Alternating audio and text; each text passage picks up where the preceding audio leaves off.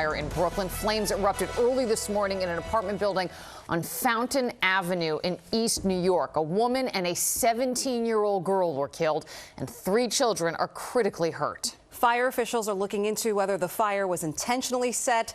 Eyewitness News reporter Anthony Carlo is live at the scene with breaking details. Anthony? Yes, well, Charlene, this investigation remains active at this hour with fire investigators here on scene. Authorities have deemed this fire suspicious. Police believe that a fire was set to a stairwell inside of that home. Now the question is why? Why would someone start a fire that ended at least 2 lives and left children fighting for their lives?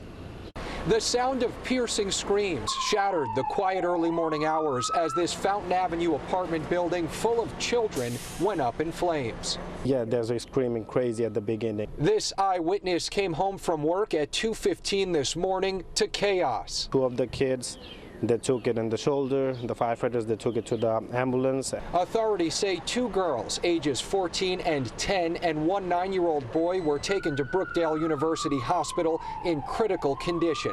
A 17-year-old girl later died after being hospitalized, and a 36-year-old woman was pronounced dead at the scene.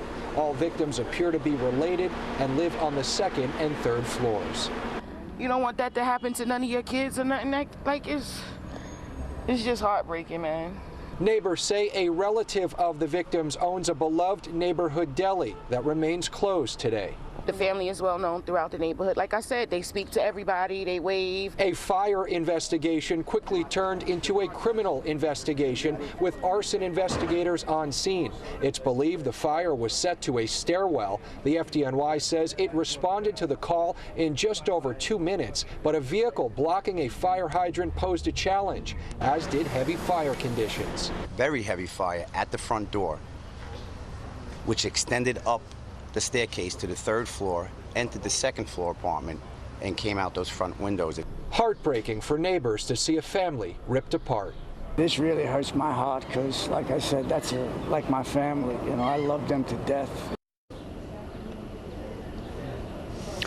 And again, fire investigators remain on scene at this hour as they continue this investigation into why someone would do this and who, if anyone, was being targeted inside of that home.